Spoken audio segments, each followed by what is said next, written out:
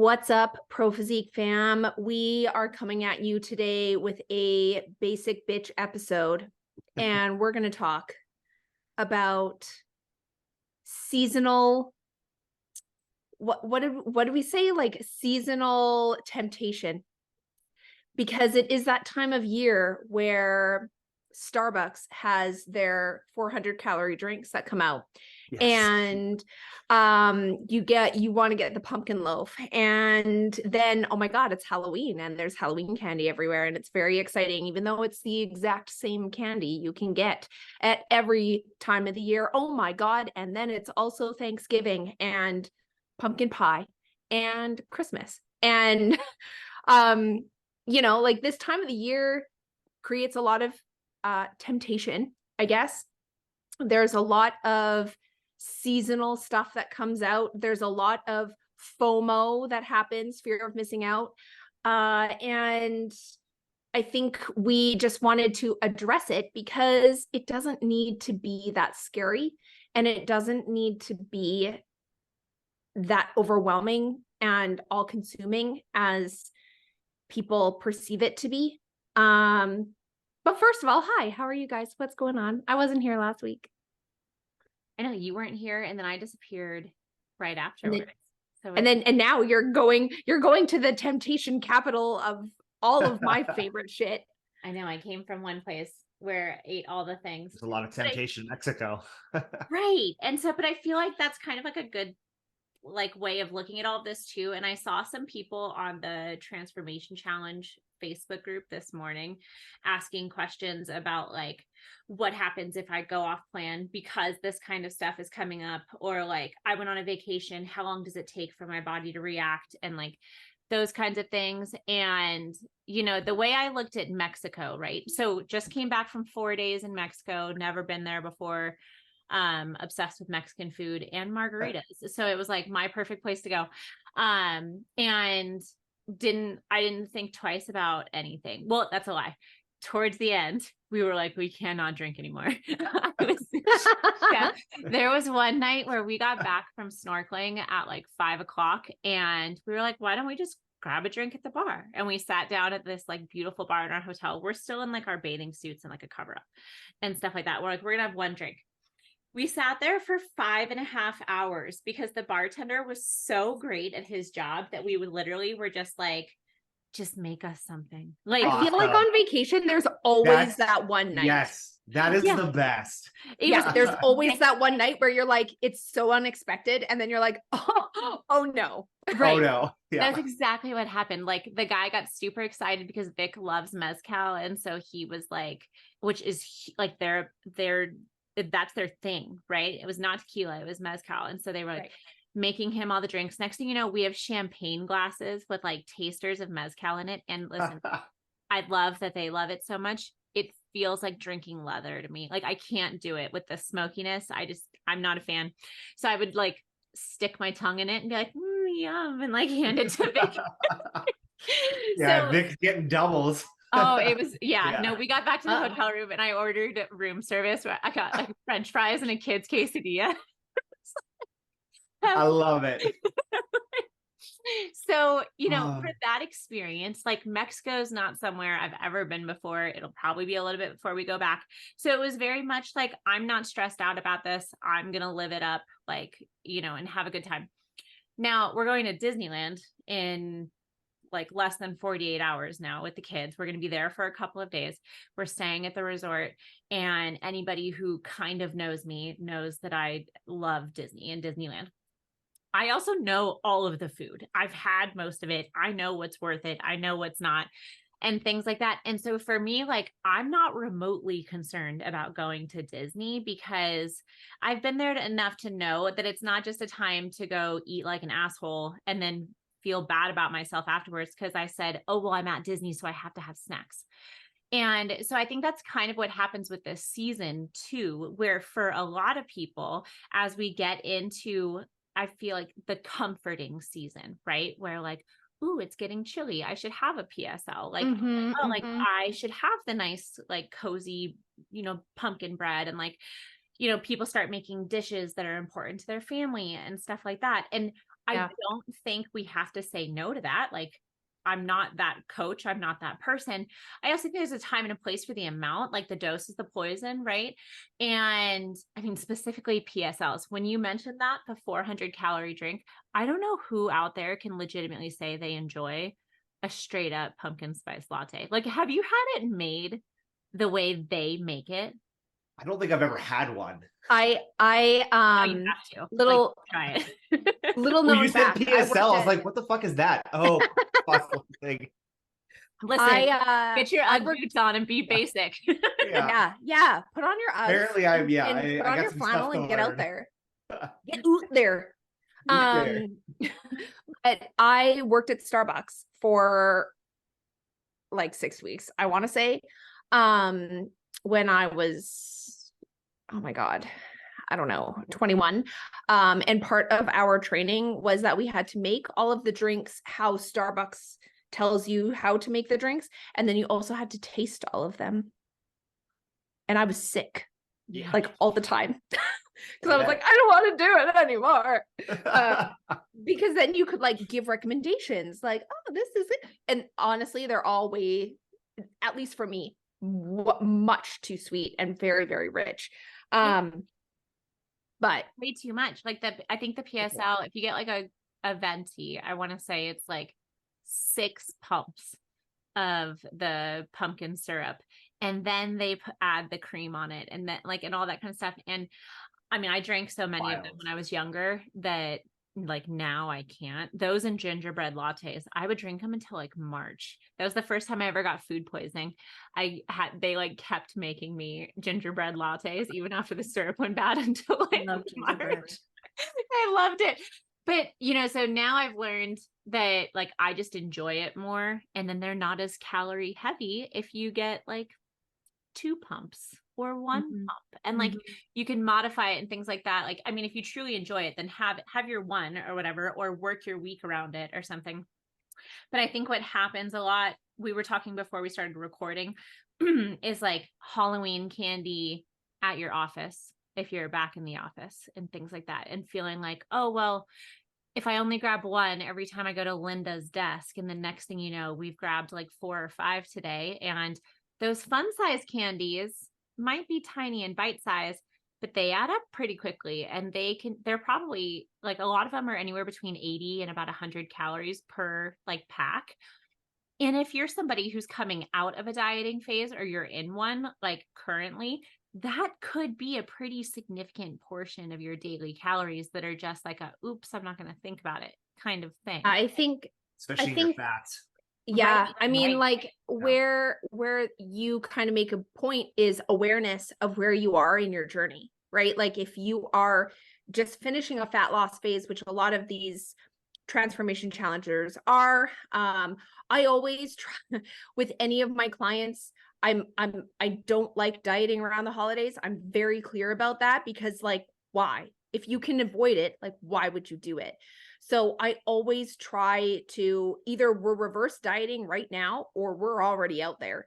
Right. We're already in that surplus, but it's more about awareness around where you are in your journey, and being aware of those triggers or those things that may tempt you or persuade you to go off plan. So maybe it's the little mini candies, maybe it's the like seasonal drinks, maybe it's the comfort foods or the social gatherings that start to happen a lot in the fall kind of season.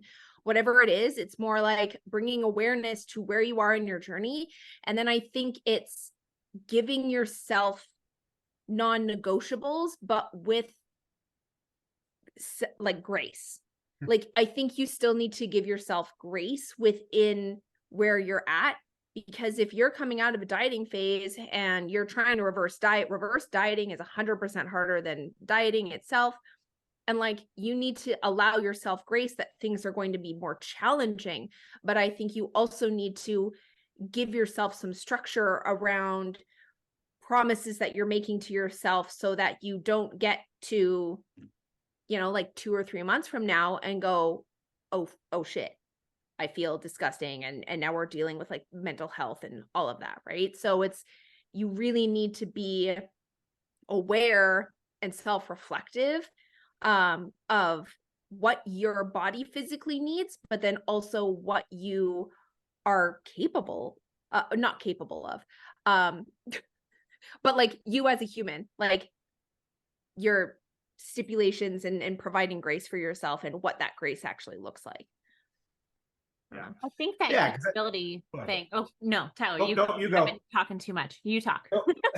Well, yeah, no, I think that's, a really good point. And too, in the sense of like also knowing and great, like grace wise, giving yourself kind of that grace is if you do kind of blow it out one day and you kind of eat the Reese's peanut butter cups or the Butterfinger or whatever, insert favorite chocolate candy, just know that like that one day is also not going to affect the rest of the week, whatever. Like you do that, it's back on track the next day and away you go. Like there really isn't going to be a massive effect in that one little slip up, whatever it might be. So I think it's also important to realize like, yeah, don't get down on yourself just because you do slip up. Just like, oh, okay, like recognize that, like use it as a learning tool of like, maybe I can't have Reese's peanut butter cups around, right? Like maybe I just can't control myself. There's nothing wrong with that. Like that's okay. So now we just put that on the back burner. Maybe no more Reese's peanut butter cups for Halloween or what have you. And you just continue to move on with your week and you're gonna be okay. I had to have that with Chicago mixed popcorn and myself for a while. Like Chicago mixed popcorn was like at every social gathering, and it's like kryptonite. Like I was like, and I would have this conversation with myself in my brain. Whenever I would go to these things, and there was Chicago mixed popcorn always at Bob's mom's house all the freaking time. And I would know if I was like, I'm just gonna have a handful. No, bitch, I would have so much. So I would have to make a mental note to myself to be like, if I'm choosing to have a taste, which is fine and okay, then I'm choosing that I'm probably going to go all in. And then I need to be okay with that choice. So I like that you're holding yourself with that like, choice.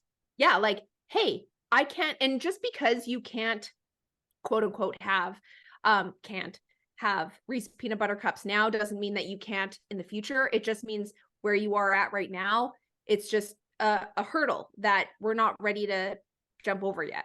So yeah. And I think, sorry, just one kind of piggyback on that. And I think it's important to say too, is you can give your permission to go all in for a day and understand the consequences. And when I say consequences, I don't mean a negative or a positive connotation with it. I just mean it as a pure, like, here's the decision, here's the reaction, right? Like, if you want to go in and go enjoy whatever the Thanksgiving, do that. Just know what might occur beyond that. And if you're okay with whatever that might be, then by all means, enjoy yourself. Like, that's, I think, an important thing to say too, because I think a lot of people, like, they'll have these conversations with themselves and try not to overindulge, but then they'll get in the moment, and we'll go, fuck it, I'm going to enjoy it. I'm not going to worry about it. Like, because I think for all of us, you kind of feel it nagging at the back of your mind all day, and it can pull you away from that present moment. And like, I know for myself, I'm going to enjoy that moment. Like, and I'm going to deal with the consequences, whatever they might be down the road. And so I think that's also important too, is you can give yourself that permission to have an indulgent day. I think as long as there's no, certain triggers that will not set you down a path of some negative emotional stuff, whatever, by all means, go do that. Just understand what might happen over those next few days. I think the conversation about knowing like what phase you're in and stuff like that is an important part of that too, because I mean, obviously if we're in a dieting phase and, I have one client where we've worked together for a couple of years now and we've tried a couple of different phases, and just with a lot going on in her life, like dieting phases, we would figure out just a little bit into them where we'd be like, this is a terrible idea. And we'd like have to pull out because there was just so many other things going on that we just didn't need that extra stress, right? To feel like, oh, I'm a failure because like work trips, this stuff, like all that kind of stuff. So right now things are flying along like so smoothly, but like life didn't slow down. And she's still having to go on trips. She's still having things come up. Like we went through Labor Day, which that was a big one that we were planning for. We were like hosting people and like this, it was gonna be this whole big thing. And even in that situation, I could kind of tell in some of the check-ins where like maybe it was like hopeful for like an untracked meal or like something like that. And normally I'm very much the person who's going to be like, if you feel like we need that and you understand what might happen afterwards, then yeah, let's do it. Like we're not up against the gun. We don't have, a show date or something like that. But this time around, it kills me every time. If you're listening, you know who you are, where I'm like, no, we're not going to do that right now. Like, cause things are working and you're really into your rhythm right now. And it's going to piss you off when we have that fluctuation afterwards. And even if you have permission for this, like if not that you need permission, but even if we go into this saying, hey, we planned for this untracked meal, the resulting fluctuations and stuff like that are going to piss you off and send us down like this whole other path that we don't need to be on because things are working and like we're not being dramatic with the calories or like anything like that. Like you're fine and we're going to keep going. And what's wound up happening is she's just built up like more and more confidence with it. And then she actually messaged me, I think it was Saturday morning. She got back from a trip to Chicago, the land of delicious foods with a whole bunch of stuff, right? And she hit a new low. And she was like, I had no idea because we were eating out for every meal. Like she'll take stuff to eat in the hotel room and stuff like that for breakfast, but like all of her dinners and everything were out. And she wound up hitting a new low and she had like braced herself for like the travel impact of probably not hitting one. And so, there are things where I think it's important sometimes to put yourself in that situation and learn how to get through it. Like, even if it means sometimes having a no breaks food and trying to put the brakes on still. So like I have another client who is in a maintenance phase, but has a lot of food fears. And it's really, sometimes she'll check in with me and be like, I completely fucked this week up. Like everything was wrong. Everything was crazy. I'm so sorry. And then I'll look at her macro tracker and be like, did you track the fuck ups? And she's like, yeah, they're in there. And it'll be like a fluctuation of like 3 grams. And I'm like, it's perfect. Like you're fine, And so she's got kids in the house. And so there's a lot of times there's snacks that like make her uncomfortable to have around. And so in that situation, I'll nudge towards like, I need you to have the Reese's and have one. And then put yourself to bed because we need to get used to the fact that this can be in my life. This can be something and take away the control from that food that says like, well, it's Halloween and it's everywhere. So I guess I'm going to get fat now and like, just go and eat everything. We have to learn how like to have it be a part of our lives and not go completely crazy. Now, if it's something you don't enjoy, then like, no, don't go eat it. But if it's something that you're like, oh my God, I think about this all the time and I love that food and I just wish I could have it, then I think we need to form a better relationship with ourselves and with that food. And then it becomes something that you can even have included in dieting phases. And maybe that's your like thing you look forward to at the end of the day. I always talk about like the hug that like you can get from that enjoyable food or whatever. And so it's definitely a slippery slope, but like I'm the same way with Jess, where when it comes to clients wanting to diet through this time of the year, 90% of the time I'm like, that sounds like a shitty idea. But then I know I'm the kind of person who can. Don't ask me to diet through summer. It's not going to work. But like give me the holidays and I'm like, I like the food I make better than most of the foods other people make. So I know I can make it whenever I want it. So like, sure, whatever, I can diet. But for most people, this is when they want to indulge, whereas summer is my time. Yeah. I mean, I think you make like, it's very person dependent. And that's where that like awareness and being like knowing yourself and how you respond to different foods. Like if there was a bowl of M&Ms in front of me, I would not respond the same way as I did with like the Chicago mixed popcorn, right? And so for that one client, it's important to actually like fit, like quote unquote, fit these and put these pieces, these fear foods, and incorporate it.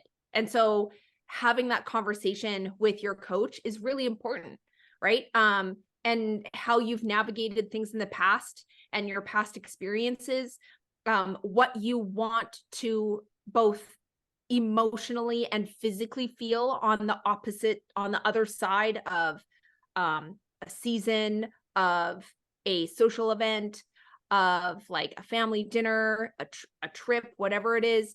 Like that conversation has to happen because it is very client dependent. Because some clients I'll say have that Reese's, or I'll be like, hey, I'm going to challenge some of that food fear. We're going to incorporate some of that into your plan this week. Like log it ahead of time. But like I have Oreos and shit every night in my creamy ice cream thing. And it's totally part of my plan. It's in my macros, and like people would think, oh my God, but like it's fine. Because I'm also checking all those other boxes. So you need to know if you need to get rid of the Reese's or if you need to incorporate them, and be prepared to fuck up because it's going to probably happen.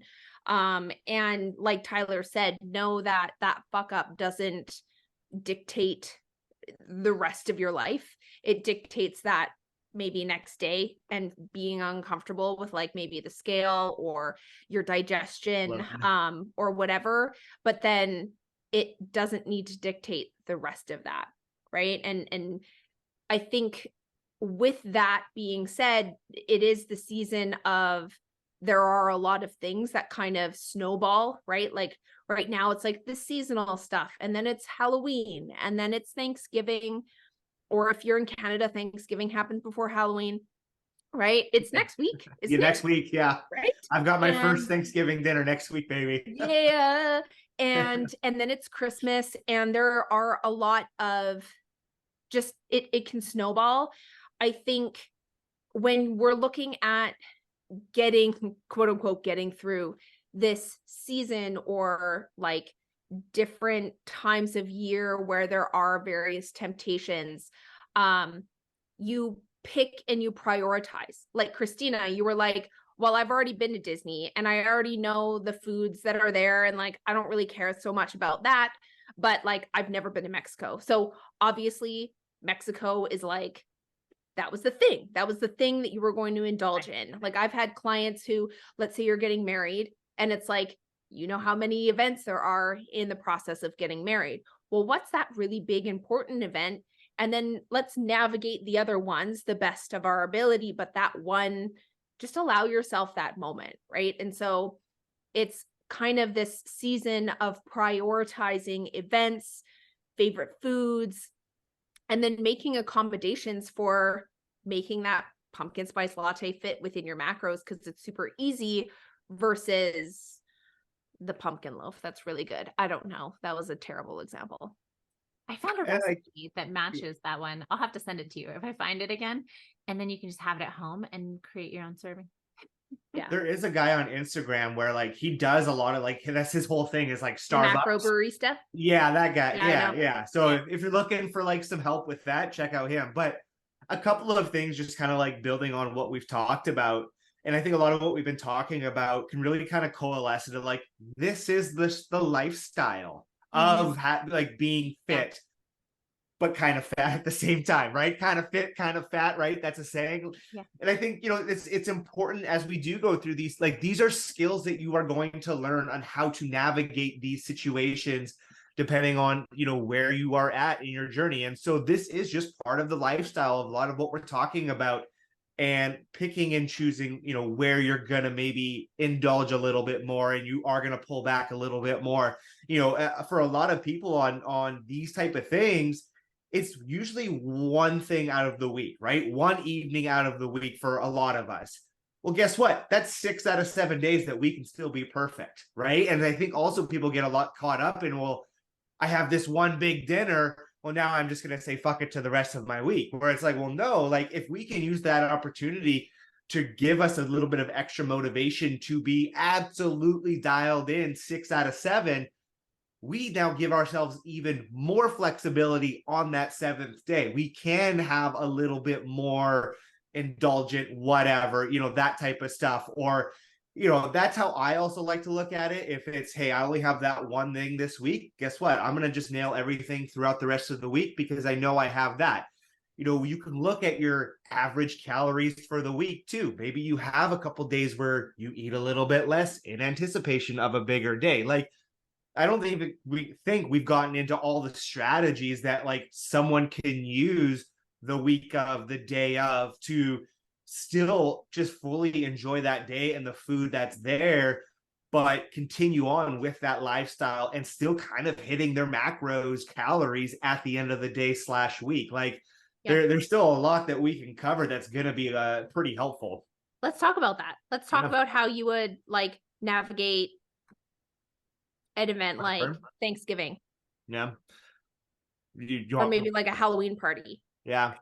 I mean, I would say like I'll jump in on the Thanksgiving just because ours is next week. I have to celebrate. I get to celebrate both Thanksgiving. So yeah, it's pretty fantastic. It does get busy, but like for like something like that, I think the biggest thing is like focusing on your protein, like not with just like the turkey and the ham or whatever, meat you might have, but, in the middle of the day as well, have a protein shake before dinner, have some higher protein sources before the big meal, because that is going to help fill you up a little bit, make you a little bit less full. And then again, because it does tend to be a protein centric dinner, you can kind of take advantage of that. Like, you can have that turkey, make a big plate of that, and that's going to help save you a lot of the candied yams or whatever, right? But I also think too, it's important, take one of each, right? And what you truly like. And we've talked about that. Like, pick what you actually like. If you don't like stuffing, well, then don't eat the stuffing. Don't feel like you have to put a bunch on there. Like, pick and choose what you're going to have and just have one if that's where you want to be that day and you kind of want to stay on track. And then that way you're still able to have all the foods that you actually enjoy eating without overindulging. And then again, it kind of comes back to dessert. Have one piece of pie with a small scoop of ice cream. Don't have 2 slices and 2 big, massive scoops of ice cream. Like, you can still have your food, enjoy it without overindulging on it. Yeah, I think like that pick your poison, right? If you're at like a Halloween party or something like that, and there's like a lot of choices, it's kind of like, well, what do you really enjoy? And then enjoy it. I also find sometimes it's like we just anticipate these events so much. There's so much like mental and emotional buildup because you're stressed or whatever, that you don't enjoy, first of all, the food that you were so focused on, but also the event itself. Because usually, yes, it's maybe a food-centered event or something, but like it's also about creating that time with people that you probably hopefully care about. So enjoy that time. And then if you're picking those only single items that you really want to eat it slowly, like relish it. You don't need to stuff it, because if you stuff it, it's gone faster. And then you're going to be wanting more because you didn't take that time. You did mention, Tyler, like maybe eating lighter during or earlier in the day, but like focusing on protein, right? Or just feeling like you've actually eaten earlier in the day. Don't go into it starving. Yeah, like absolutely. Don't do that. You don't starve yourself. Yeah. But I also kind of give the rule of the next day, if you feel like you did indulge, first of all, drink water, even though you probably don't want to because it's going to make you feel gross, but like drink it anyways. Don't try to fix your mistake by eating less and going and doing cardio, unless that you don't have an emotional connection to that, but most people do. So my kind of rule is like, don't think about quote unquote fixing it with exercise and food, because that's just going to continue to create that cycle Yeah. of the binge and restrict. So Yeah. it's honestly like super strict in my books. No, you hit your macros, or you eat your normal meals that you do, and you wake up and you probably don't really want to have water, but you're going to drink it. And you know what? If you are having digestion issues, you're not going to go kill yourself at cardio, but like maybe some easy movement, like a walk outside, might help. That's okay, right? I always think about like honoring your body and what your body might need instead of punishing it. Because it's okay. Like if you don't have an appetite the next day, I'm not like stuff yourself, have to hit your macros. Like listen to your body, but at the same time, don't starve yourself. Like Yeah. it's pretty strict in my books. I think if the word fix comes to mind at all, like the next day after, like, oh, well, or like this will help, or like any of that kind of stuff is where I get nervous, and I'll tell clients, like, I mean, because the thing to think about, right, is whether it's one night where you went overboard, or like one holiday or something, or it's a 4-day vacation where you didn't track anything, that's not actually going to undo like your weeks and months of work and stuff, right? It took me, so what? I got home Friday. I was up 3 pounds Saturday and Sunday, stayed exactly the same, woke up this morning right back to where I was when I left. And like, I didn't do shit yesterday. I took the kids to cheer and went to football, like watched football. Like, but I got back to like normal eating. I worked out a little bit on Saturday, but like I didn't do anything crazy. And that's granted, like we have years of experience doing this. I know if I go back to normal, it takes 3 days usually. So I was actually surprised I was already back there today. And like, so that 1 day or 4 days, whatever it is, isn't going to trash your physical results with stuff.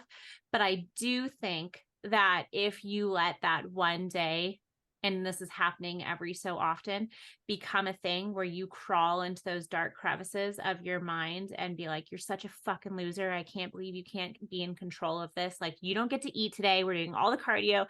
And you get into those really dark places where it's like, why can't you be better at this? And stuff like that.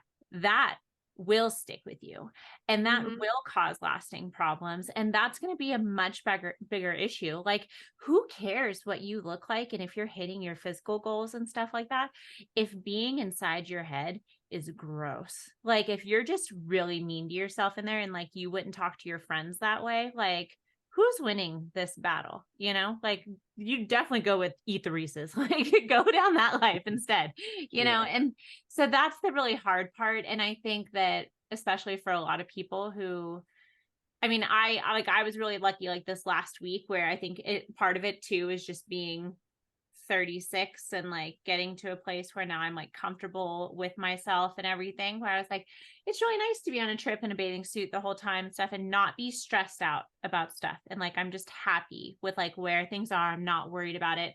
And I know if you asked me like 3 years ago, 6 years ago, whatever, that would not have been the case. Like I would have been trying to control everything. I would have been working out. I would have been felt like I looked terrible and all of that kind of stuff. So it's like hard to hear, like to say like, don't do that, or like, trust us, you'll be fine. I'm sure that for a lot of people are like, well, they don't know my situation, you know? But I think if you come at it with more confidence and more grace and like, no, really, I'll be fine, you do end up getting there a lot faster than if you try to beat yourself up into it. And a lot of it takes self-talk, right? Like if you are, so like if you struggle through Halloween because chocolate like those little mini candies are your like nemesis. First of all, just don't buy the candy before. Don't have them at your house. Want to give it out, or just like don't give out candy. I don't know. I'm a Scrooge. I'm like, don't give out candy. But I also don't have children. So like don't. Anyways, self-talk. Talk yourself through these things. Like, do you really love indulging on Reese's peanut butter cups? Because if you do, maybe you need to add that as part of your food fear, which we've already talked about. But like really talk yourself through those things. Like, how does it make you feel when you indulge? How does it make you physically feel? How does it mentally make you feel? how does it mentally make you feel 24 hours after, right? Or 12 or 24 hours after. Yeah. Sometimes what helps me is all you need is that moment of like, wait, like you just need like a breath, a second, and go, is this what I want right now? When you are faced with that bowl of candy at your coworker's desk, like, is that really what you want right now? Or are you just wanting to grab it because that like creates a connection with that other person, or like helps you feel included in the community? Okay, well, if that's it, then how can you do that without grabbing that piece of candy, right? How can you connect with that other individual? Maybe it's like later at night when the Halloween candy is staring at you in the kitchen. Get out of the kitchen. But it's also, what do you need in that moment? Are you tired? Are you hungry? Are you actually hungry? Are you lonely, right? And then talking yourself through those things.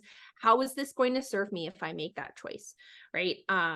And like that self-talk piece, it sounds very woo-woo, but it's not. Like, it's like you said, Christina, you're going to probably talk to your brain or talk to yourself in really negative ways if you end up overdoing it. And you don't want to be that person. So how can you be that person that you want to be? And know that that person is already inside you, but you just need to find them, and you need to develop them, and you need to support them into becoming that person who you are, right? I don't know. That was very woohooey. No, I love it. Like, Good. sometimes you like, Oh. you know, and they say like, what, you're not supposed to fake it till you make it. You're supposed to fake it till you face it, or like something like that.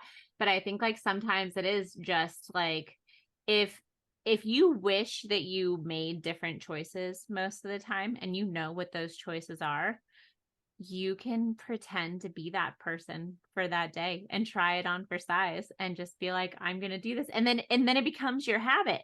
Like, that really is like, you have to try it on for size and see how it goes and run with it. And then it doesn't have to be something like, I think what you said, Jess, with the wanting to be a part of it and things like that is what happens a lot of the times. It's something like you feel like you should, like, oh, well, it's everywhere, so like it's not a big deal, or like I should, it's the season, and like that It's kind the fear of thought. missing out and the connection piece that you have Right. with other people, right? Because Right. humans want to be humans with other humans, right? And so it's like that connection, like, oh, I've had that drink, or like, oh, I can like participate in this community, like this conversation somehow, or I can be liked, or whatever. It's like that perception. But sorry, I interrupted you. Continue. No, like that's just it. That you have to look at like the other ways of how else can you like enjoy this time together? How can you like start a conversation about something, like, oh, you got a bunch of these out on your, like, which one's your favorite or whatever. And just like, there's different ways to make that connection there. If that's the discomfort, if having the one means that like you've broken that seal and you're not going to be able to come back from it, then you can still, there's like different ways around it, so that it doesn't become something where I think a lot of people will look at like this season and they get really excited about it, but then it also brings that stress with it. And it's like, we can bring it back to just the enjoyment piece and not have it be something where you're constantly fighting this battle. Yeah.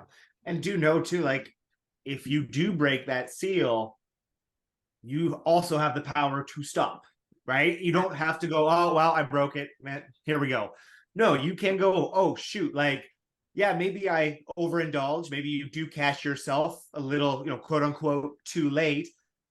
That doesn't mean, though, that you can just keep going. You can then stop right there. And I still think even then that is a baby step in that right direction of stopping yourself, even if you have indulged a little bit too much. And so, again, just, realize, I think, what we've been talking about, you've got that power to have that self-talk and go, okay, you know what? Maybe I did overdo it a little, but I am going to stop now. I am not going to beat myself up about it. This is a step in the right direction, and I'm going to pay more attention next time, or I'm going to continue to work on this relationship with X food, something like that. So yeah, there's so many places you can kind of stop and still kind of bring yourself back to center.